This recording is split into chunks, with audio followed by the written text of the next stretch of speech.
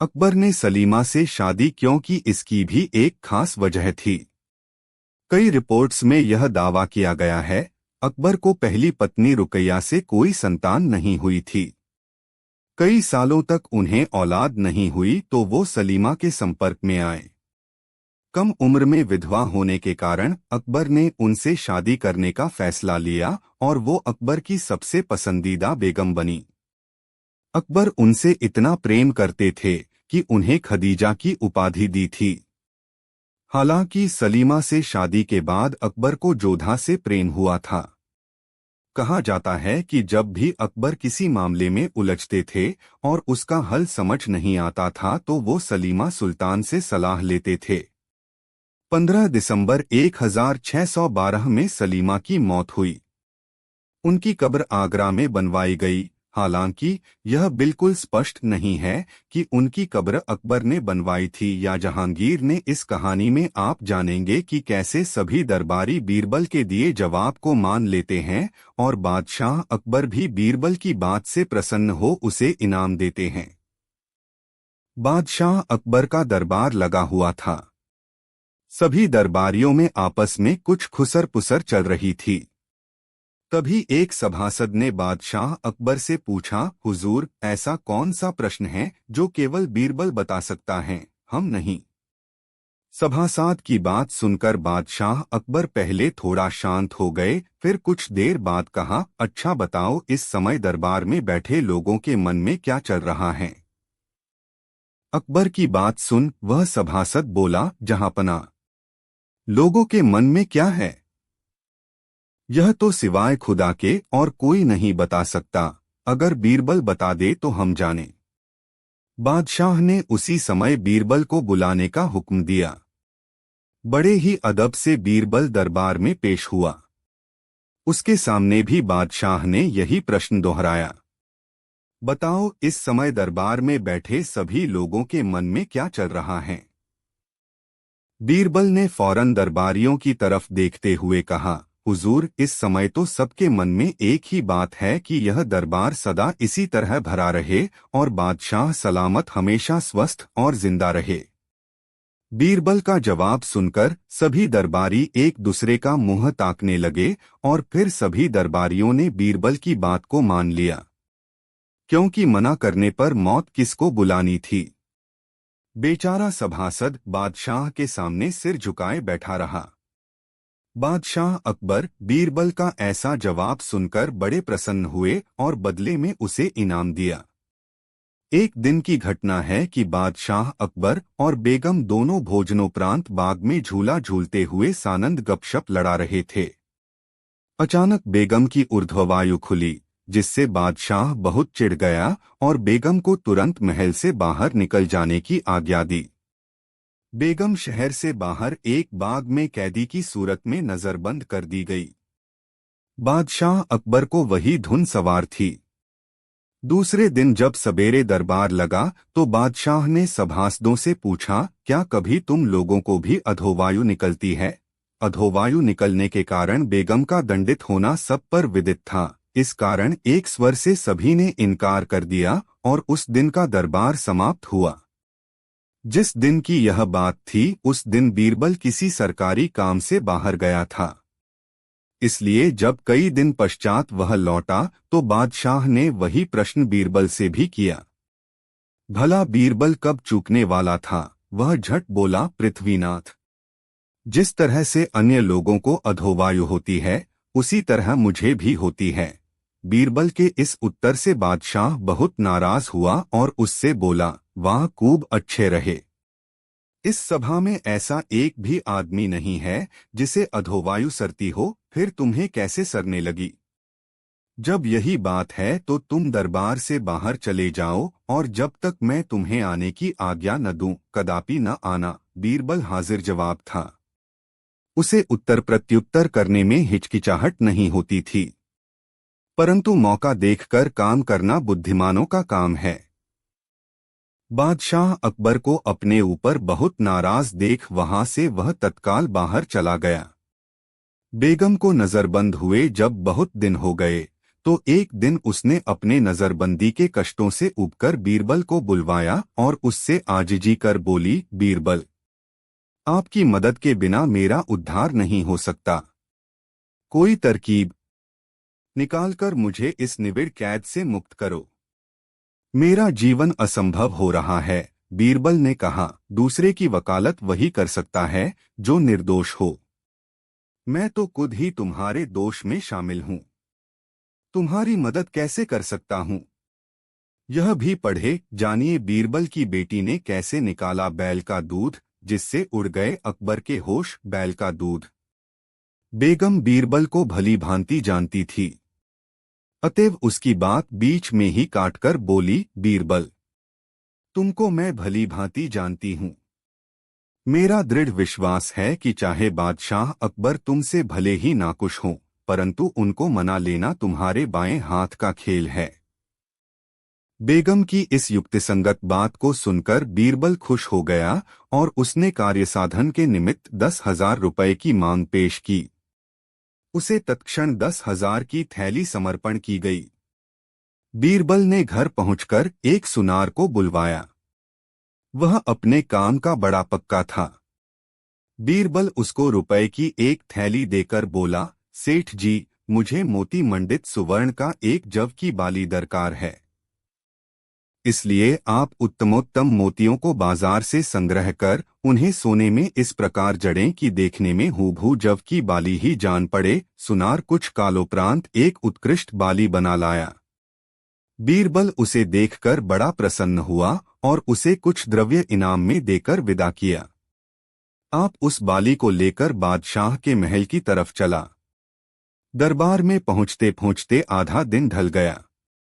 पहरेदारों से अपने आने का संदेशा बादशाह के पास यह भेजा, पृथ्वीनाथ, मैं एक बड़े आवश्यक कार्यवश आपसे मिलने आया हूं। यदि आज्ञा हो तो अंदर आऊं। बादशाह ने आज्ञा देकर बीरबल को दरबार में बुलवा लिया। बीरबल बादशाह के पास पहुंचकर नियम अनुसार सलाम कर बगल में बैठ गया और मोती उसके हाथ में देकर बोला, ग्रीब परवर, यह मोती का बीज एक बाहरी व्यापारी लेकर आया था, जिसे मैंने बड़ी कठिनता से प्राप्त किया है। इसमें एक खासियत यह है कि यदि कोई पाक साफ आदमी इसको अच्छी जमीन में बोएगा तो इसी के समान और बहुत से मोती पैदा होंगे। मैंने देखा कि यह काम सिवा आपके दूसरा कोई न कर सकेगा, अतएव आपकी सेवा में लेकर उपस्थित हुआ हूं। कृपया इसको किसी अच्छी जमीन पर बो दीजिए, आपको आगे चलकर इससे बड़ा लाभ होगा। बादशाह ने उसकी बात मानकर तुरंत आज्ञा दी, बीरबल, इसके योग्य जमीन ढूंढकर सूचना दो। परवाने में यह भी लिखा था कि जिस जमीन को बीरबल इस कार्य के लिए पसंद करेगा, वह चाहे बड़े आलीशान मकानों से ही क्यों न सुशोभित की गई हो, तुरंत साफ करा दी जाएगी। बीरबल की कूब बन आई। उसने अपने पुराने वैरियों के मकानातों को ऑर्डर देकर तुरवा दिया। कितने लोगों ने तो बीरबल के आतंक से बचने के लिए बड़ी बड़ी रकमों की घूसें दी। पहले वह नाक भौं सिकोड़कर लोगों को टरकाता, परंतु जब न मानते और बहुत मिन्नत करते तो किसी से कम और किसी से बेस लेकर उनका मकान छोड़ देता। जब बीरबल को कासी रकम मिल गई तो बड़े बड़े महलों को गिरवाना बंद कर दिया। बाद को गरीबों की झोपड़ियों की चौगुनी कीमत देकर कुछ झोपड़ियां गिरवाकर एक कासी चौरस जमीन बना ली और उसे कूब जोतवाकर उसमें उत्तम प्रकार की खाद डलवा दी। पंक्ति से आवपाशी कराकर उसको भली भांति सिंचवाकर खेत को दुरुस्त करवा लिया। जब बीज बोने के काबिल खेत तैयार हुआ, तब बीरबल ने एक दूत द्वारा बादशाह के पास खबर भेजी, पृथ्वीनाथ, आपका खेत तैयार हो गया है। अब आप सभासदों के सहित पधारकर खेत का मुलाहिजा फरमाएं।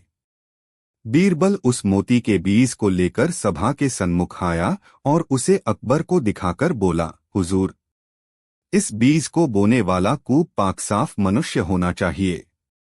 जिससे दुर्गंधी आती होगी, उसके बोने से बीज से हरगिज मोती नहीं उगेगा। इसलिए जिसके शरीर से कभी वायु न सरती हो, वही इसको बोए। आपके दरबार में तो ऐसों की कमी भी नहीं है। किसी एक को आज्ञा दीजिए कि जो इस काम को प्रसन्नता पूर्वक करे। बादशाह अकबर ने एक एक कर अपने सभी उपस्थित सभासदों से पूछा, परंतु किसी ने बीज बोने के लिए हामी न भरी। लगभग हजारों की संख्या में लोग उपस्थित थे, पर सभी ने मना कर दिया। कारण कि यदि कोई यह कहकर कि मुझे हवा नहीं सरती, मोती बोने का साहस करता और कहीं बाद में मोती न उगता, तो उसकी गर्दन मारी जाती। तब बादशाह अकबर ने बीरबल को बीज बोने के लिए कहा। बीरबल बोला, पृथ्वीनाथ, यह तो मैं आपसे पहले ही कह चुका हूं कि मुझको वायु सरती है। आपके सामने बहुतेरे लोगों ने इस बात की साक्षी दी है कि उनको वायु नहीं सरती, तो बड़े अफसोस की बात है कि बीज बोने के लिए कोई तैयार क्यों नहीं होता। श्रीमान को भी वायु नहीं सरती, अतएव अब इस काम को स्वयं आप ही करें तो कितना उत्तम हो। बादशाह ने बीरबल के प्रस्ताव को यह कहते हुए अस्वीकार कर दिया कि मुझे भी तो वायु सरती है। इस संसार में ऐसा एक भी मनुष्य न निकलेगा जिसे वायु न सरती हो। तब बीरबल ने मौका देखकर कहा, पृथ्वीनाथ, जब यही बात है तो बेगम और मैंने ऐसा कौन सा अपराध किया था जिसके लिए हम दंडित किए गए। बीरबल की इस युक्ति से बादशाह का गुस्सा शांत हो गया और बेगम को महल में बुलवाने की आज्ञा दी। बीरबल भी दीवान पद पर नियुक्त किया गया। नकली बीरबल और अकबर कहानी उस दौर को बताती है जब बीरबल की मौत के बाद अकबर उसके गम में डूब गया था। पढ़ें और जानें किस तरह उसके बाद कितने ही नकली बीरबल पैदा हो गए, लेकिन कोई भी सफल न हो सका। अन्य कहानियां यहाँ पढ़े। अकबर बीरबल की कहानियां। जब से बादशाह अकबर को बीरबल की मृत्यु का समाचार मिला था, तब से उसके विछोह के कारण बड़ा दलगीर रहता और बराबर उसका शोक मनाया करता था। अकबर की उदासी मिटाने के लिए लोगों ने बड़ी बड़ी तरकीबें निकाली, पर दिल की लगन बुरी होती है। जब उपायों से कार्य सिद्धि न हुई, तो करबारियों ने अष्टकौशल कर एक नई युक्ति सोच निकाली और कितने नागरिकों से कानों कान कहलाया कि अभी बीरबल जीवित है। जब इस हवा से भी बादशाह को संतोष नहीं हुआ, तो दूर दूर के शहरों तथा देहातों से नकली बीरबल के जीवित रहने का समाचार आने लगा। लोग कहते थे कि वह लड़ाई से बचकर एक दूसरे शहर में छिप कर बैठा है। एक बार ऐसी घटना घटी कि किसी मनुष्य ने अपने को बीरबल कहकर घोषित किया, परंतु उसका अकबर से साक्षात न हो सका। वह आते आते बीच मार्ग स्वर्गवासी हो गया। बादशाह का मंतव्य पूरा नहीं हुआ। जीवन पर्यंत उसे अपने प्रिय मंत्री बीरबल से फिर साक्षात न हो सका। एक गांव सीडी था। उसमें इस घटना के 2-3 वर्ष बाद एक द्विजाति कुलोद्भव ने अपने को बीरबल कहकर घोषित किया और लोगों में इस बात का खूब प्रचार किया कि मैं ही बीरबल हूँ। जब पठानों का युद्ध छिड़ा था, तो मैं लड़ाई में आहत होकर एक महात्मा की कृपा से जीता जागता निकल आया। महात्मा ने मेरी बड़ी शुश्रूषा की। जब मैं एकदम चंगा हो गया, तो उस साधु से आज्ञा लेकर इस गांव में आ बसा। उस आदमी की सूरत भी बीरबल से बहुत कुछ मिलती जुलती थी। उसने बीरबल के जीवनकाल की सारी बातें भली भांति स्मरण कर ली थीं, जिस कारण बीरबल संबंधी प्रश्न उपस्थित होने पर वह उसका उचित उत्तर देता था। इस तरह वह नकली बीरबल असली बनने का प्रयास करने लगा। कितने ही लोगों को धोखा हो गया।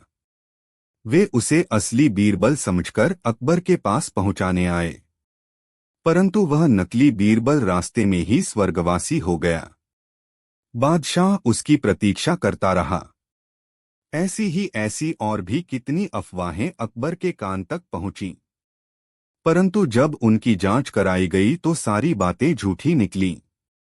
उसके गुप्तचर सच्ची खबर नहीं देते थे, जिससे कालांतर में उनका भेद खुल गया। अकबर दूतों के ऐसे विश्वासघात करने पर आग बबूला हो गया और उनको कठिन दंड दिया। शीशे में छाया चित्र और बीरबल की चतुराई पुरानी शैली की दिलचस्प कहानी है। पढ़ें और जानें कि बीरबल किस तरह धनाढ़य की शरारत का तोड़ निकालता है। अन्य कहानियां यहाँ पढ़े। अकबर बीरबल की कहानियां। दिल्ली शहर में एक सनातनी धनवान रहा करता था। उसके कुकृत्यों से अक्सर लोगों को बड़ी तकलीफ होती थी, परंतु वह धनाढ़य किसी की एक न सुनता। वह हमेशा गुप्त रूप से मनमानी किया करता था, परंतु ऊपर से अकबर के भय से भलामानस बना रहता। एक दिन उसे एक नई शरारत सूझी। एक चित्रकार को बुलवाकर उसे अपना चित्र बनाने की आज्ञा दी। उससे पहले ही ऐसी शर्त तय करा ली कि अगर चित्र बनाने में बार भर भी अंतर पड़ेगा तो पुरस्कार नहीं दिया जाए। दोनों की आपस में लिखा पढ़ी हो गई। वह घर जाकर बड़ी सावधानी से चित्र बनाने लगा। चित्र बनकर तैयार हो गया तो उसे लेकर धनवान के पास पहुंचा। जब उसके आने का समाचार नौकरों ने दिया तो वह अपनी सूरत बदलकर उसके सामने आया। उसे देख बेचारा चितेरा दंग हो गया। उसके मुख से कोई स्पष्ट उत्तर नहीं निकलता था। लाचार दूसरा चित्र फिर से बना लाने की प्रतिज्ञा कर घर लौट गया। नए स्वरूप का जब दूसरा चित्र बनाकर ले गया तो फिर उस रईस ने अपना आकार बदलकर उसमें अंतर दिखलाया। इसी प्रकार चित्रकार ने क्रमशः 5 चित्र बनाकर तैयार किए, परंतु रईस की धूर्तता के कारण कोई चित्र भी उसके चेहरे से न मिल सका। अंत में चित्रकार को उसकी ठगी पर संदेह हो गया और वह उससे अपना पुरस्कार मांगने लगा। रईस उसे फटकारता हुआ बोला, तू इतना भी समझदारी नहीं रखता। जब मेरे अनुकूल चित्र ही नहीं बना सकता तो फिर पुरस्कार किस बात का लेगा। नाहक इसी विरते पर अपने को चित्रकार बतलाकर लोगों को ठगता है। सीधे यहां से चला जा, नहीं तो मैं तेरी धूर्तता का भली भांति बदला चुकाऊंगा। गर्जे इसी प्रकार दोनों के दरमियान देर तक तू मैं हुई। फल कुछ न निकला। लाचार होकर बेचारा चित्रकार बीरबल की शरण में गया। अपना सारा समाचार कहकर बीरबल को 5 चित्रों को दिखलाया। सब बातों को देख सुनकर बीरबल ताड़ गया कि उस रईस ने इस बेचारे को ठगा है। उसको स्वरूप बदलने की विद्या हासिल है, जिस कारण इसे सहज में ही ठग लेता है। बीरबल बोला, यदि तुम मेरे कहे अनुसार चलोगे तो तुम्हें अवश्य लाभ होगा। चित्रकार सहमत हो गया। बीरबल ने कहा, बाजार से एक अच्छा शीशा खरीद लावो। फिर 2-3 दिनों के पश्चात उसे लेकर उस रईस के पास जाना। साक्षी के लिए गुप्त रूप से मेरे 2 कर्मचारी तुम्हारे साथ रहेंगे। उससे जाकर कहना कि इस बार मैं आपका उत्कृष्ट चित्र खींच लाया हूं। जब देखने को मांगे तो वही शीशा उसके सामने रख देना। उसे शीशे में छाया चित्र दिखेगा जो उसका ही होगा। साथ ही शीशे में वह अपना स्वरूप बदल न सकेगा और इस भांति आसानी से तुम्हारे काबू में आ जाएगा, कारण कि दर्पण में उसका तात्कालिक स्वरूप भासित होगा। कई दिनों का अंतर देकर चित्रकार बाजार से एक हलब्बा शीशा खरीद लाया। फिर गुप्तचरों के साथ रईस के घर गया और उससे मिलकर बोला, महाशय जी, इस बार मैं बहुत होशियारी से आपका चित्र बना लाया हूं। आशा है कि मेरे इस कठिन परिश्रम से आप खुश होंगे। ऐसी चौखाई की बातें करते करते दर्पण रईस के सामने रख दिया और उसे शीशे में छाया चित्र दिखाया जो उस धनाढ़य का ही था। धनाढ़य बोला, वाह क्या खूब, यह मुझे आईना क्यों दिखला रहा है? वह चित्र दिखला जिसकी तूने अभी इतनी प्रशंसा की है। चित्रकार ने उत्तर दिया, महाशय जी, यही आपका तद्रूप चित्र है। तब तो रईस के कान खड़े हो गए और वह अपनी ठगी छिपाने के लिए उससे बोला, तुझे मैंने अपना चित्र बनाने को भला कब कहा था? चित्रकार ने कहा, आप बात क्यों पलटते हैं? आपके आर्डर से मैंने बारी बारी 5 चित्र बनाकर दिखलाया, परंतु हर बार आपने नापसंद कर मुझे कोरा लौटा दिया। अब इस बार इतनी कतरब्योत कर बना लाया तो नकारने पर कटिबद्ध हुए हो। यह नहीं होने का। मेरे आपके बीच जो शर्तें पहले निश्चित हो चुकी हैं उसे पूरी कीजिए। प्रतिशोध तेनालीराम की कहानी। तेनालीराम का असली नाम रामलिंग था। वह एक चतुर और सूझबूझ वाला, हर बात को तर्क की कसौटी पर कसकर कहने वाला सत्यवादी व्यक्ति था। उन दिनों वह विजयनगर के एक प्रांत तेनाली में अपने परिवार, माँ और पत्नी के साथ रहता था। उसके एक ही संतान थी जो कि बेटा था। रामलिंग ने सुन रखा था कि राजा कृष्णदेव राय बुद्धिमानों व गुणवानों का आदर करते हैं। उसे भी अपने बुद्धि बल पर बड़ा भरोसा था। आथ वह अक सोचता कि क्यों न मैं भी दरबार में जाकर अपना भाग्य आजमाऊं। लेकिन सीधे सीधे राजा के पास नहीं पहुंचा जा सकता था।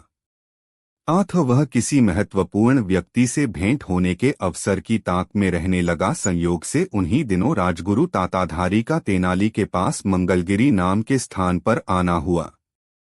वहां जाकर रामलिंग ने उनकी बड़ी सेवा की और अपनी इच्छा व्यक्त की। राजगुरु देख चुका था कि तेनाली का यह रामलिंग बड़ा ही बुद्धिमान और चतुर व्यक्ति है। ऐसे चतुर व्यक्ति को राजगुरु और उसके दल, जिसमें कई मंत्री और सेनापति तक शामिल थे, के लिए खतरा उत्पन्न हो सकता था। आठ टालने की गरज से उसने कहा, जब भी मुझे लगा कि अवसर उचित है, मैं राजा से तुम्हारा परिचय करवाने के लिए बुलवा लूंगा, चिंता मत करो। राज्य को जैसे बुद्धिमानों की सदा आवश्यकता रहती है, और महाराज तो गुणी एवं बुद्धिमानी के कदरदान हैं ही। प्रतिशोध तेनालीराम की कहानी। तेनालीराम की कहानियाँ। तेनालीराम की कहानियाँ इन हिंदी। यह आश्वासन पाकर रामलिंग बहुत प्रसन्न हुआ। राजगुरु चले गए और रामलिंग राजगुरु के बुलावे की बड़ी उत्सुकता से प्रतीक्षा करने लगा, लेकिन बुलावा न आना था, न आया। लोग रामलिंग से हंसकर पूछते, क्यों भाई रामलिंग, कब जा रहे हो राजधानी? कोई कहता, मैंने सुना है तुम्हें विजयनगर बुलाने के लिए राजा ने विशेष दूत भेजा है। जब तेनालीराम का विश्वास राजगुरु पर से उठ गया तो वह स्वयं ही एक दिन राजधानी जा पहुंचा और वहां राजगुरु से मिला, जिसने उसे पहचानने से भी इनकार कर दिया। इससे तेनालीराम क्षुब्ध हो उठा और राजगुरु को सबक सिखाने की ताक में रहने लगा। फिर एक दिन उसे अवसर मिल गया। एक बार राजगुरु नदी पर नहाने गया। किनारे पर उसने वस्त्र उतार कर रखे और पानी में उतर गया। तेनालीराम उसके पीछे लगा ही हुआ था। जैसे ही राजगुरु ने नाक बंद करके पानी में गोता लगाया, वैसे ही तेनालीराम ने उसके कपड़े उठा लिए और जाकर एक पेड़ के पीछे छिप गया।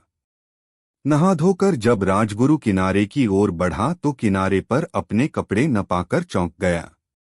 उसने सोचा, कपड़े कहाँ गए? अवश्य ही किसी ने शैतानी की है। फिर वह जोर से चिल्लाया, अरे मेरे वस्त्र किसने उठाए हैं? देखो, सीधी तरह मेरे वस्त्र लौटा दो वरना राजदंड दिया जाएगा। यह सुनकर तेनालीराम सामने आ गया। ओह रामलिंग, अरे भाई मजाक छोड़ो और मेरे वस्त्र दो। देखो मैं तुम्हें महाराज तक अवश्य पहुंचाऊंगा। तुम एक नंबर के झूठे हो राजगुरु। आज तक तुम मुझे झूठे आश्वासन देते रहे हो। अब तुम्हारी सजा यही है कि तुम एक लंगोट में ही अपने घर जाओ ताकि विजयनगर की जनता तुम्हारी असलियत जान ले। अरे भाई तेनाली, इस बार मैं पक्का वादा करता हूँ। तो वादा करो कि तुम मुझे अपने कंधों पर बैठाकर इसी समय राजमहल लेकर चलोगे। उसकी बात सुनते ही राजगुरु को क्रोध आया। कंधे पर बैठाकर? कहीं तुम पागल तो नहीं हो गए रामलिंग? हाँ, तुम्हारे झूठे आश्वासन पा पाकर पागल ही हो गया हूँ। मेरी शर्त मंजूर हो तो बोलो, वरना मैं तो चला अपने रास्ते पर। अरे नहीं नहीं, मुझे तुम्हारी शर्त मंजूर है, घबराकर राजगुरु बोला। लाओ मेरे वस्त्र दो। तेनालीराम ने उसके वस्त्र दे दिए। राजगुरु ने बाहर आकर जल्दी जल्दी वस्त्र पहने, फिर उसे अपने कंधों पर बैठाकर राजमहल की ओर चल दिया। जब राजगुरु नगर में पहुंचा तो लोग यह विचित्र दृश्य देखकर स्तब्ध रह गए और सोचने लगे कि यह कौन है जिसे राजगुरु जैसा अपने कंधों पर बैठाकर ढो रहा है। बच्चे और तरुण इस दृश्य को देखकर विशेष आनंदित हुए और बिना कोई विचार किए सीटियां और तालियां बजाते उनके पीछे पीछे चलने लगे। साथ ही वे कहते जा रहे थे, राजगुरु का जलूस देखो, राजगुरु का जलूस। प्रतिशोध तेनालीराम की कहानी। राजगुरु अपमान की आग में जला जा रहा था और सोच रहा था कि इसे महाराज से मृत्यु दंड दिलवाएगा। धीरे धीरे भीड़ राजमहल के करीब पहुंच गई। महाराज भी अपने कक्ष से निकलकर बरामदे में आए और जैसे ही उन्होंने में बाहर का नजारा देखा, स्तब्ध रह गए। राजगुरु एक व्यक्ति को कंधे पर उठाए लिए चले आ रहे हैं। लज्जा से उनका सिर झुका हुआ है। पीछे आते लोग उनका मजाक उड़ा रहे हैं और कंधे पर बैठा व्यक्ति हंस रहा है। राजगुरु का ऐसा अपमान होते देखकर महाराज को अत्यधिक क्रोध आया। उन्होंने 2 सिपाहियों को आदेश दिया कि जो व्यक्ति कंधों पर बैठा है उसकी मुक्कों लातों से खूब पिटाई करके छोड़ दो और दूसरे व्यक्ति को सम्मान सहित हमारे पास ले आओ। राजगुरु तो सिर झुका होने के कारण महाराज को नहीं देख पाया, मगर तेनालीराम ने देख लिया कि उनकी ओर इशारा करके महाराज सिपाहियों से कुछ कह रहे। तेनालीराम फौरन भांप गया कि दाल में कुछ काला है। मैं वह जल्दी से राजगुरु के कंधे से उतरा और उससे क्षमा मांगने लगा। क्षमा मांगकर उसने फौरन राजगुरु को अपने कंधे पर उठा लिया और उनकी जय जयकार करने लगा। उसे इस प्रकार करते देखकर जनता भी राजगुरु की जय जयकार करने लगी। तभी राजा के सिपाही वहां आ पहुंचे और जैसी कि महाराज की आज्ञा थी, उन्होंने राजगुरु को तेनालीराम के कंधे से नीचे उतार लिया और बुरी तरह उनकी पिटाई करने लगे। राजगुरु पीड़ा और अपमान से चीखने लगा। सिपाहियों ने उसकी खूब पिटाई की। फिर तेनालीराम से बोले, आइए, आपको महाराज ने बुलाया है। राजगुरु हैरान था कि यह सब क्या हुआ। महाराज ने मेरी पिटाई का आदेश देकर तेनाली को सम्मान सहित राजमहल में क्यों बुलवाया है। सिपाही तेनालीराम को लेकर महाराज के पास पहुंचे तो राजगुरु के स्थान पर तेनालीराम को देखकर महाराज भी बौखलाए। यह किसे ले आए? हमने कहा था कि ऊपर वाले की पिटाई करें और नीचे वाले को ले आएं। ये नीचे वाले ही हैं महाराज। वो शैतान इन्हीं के कंधों पर बैठा था। ओह, इसका मतलब यह व्यक्ति बहुत चालाक है। इसने पहले ही अंदाजा लगा लिया था कि क्या हो सकता है। इसे ले जाकर मौत के घाट उतार दो। इसने राजगुरु का अपमान किया है और हाँ, इसके खून से सनी तलवार सरदार को दिखा देना। प्रतिशोध तेनालीराम की चटपटी कहानियां। उस समय तक वहां पर कुछ दरबारी भी आ गए थे। वे ऊपर से तो गंभीर थे, लेकिन राजगुरु की अच्छी दुर्गति होने पर वे भी मन ही मन खुश थे और प्रशंसापूर्ण नजरों से तेनालीराम को देख रहे थे। जब सैनिक तेनालीराम को लेकर चल तो कुछ दरबारी खामोशी से उसके पीछे हो लिए।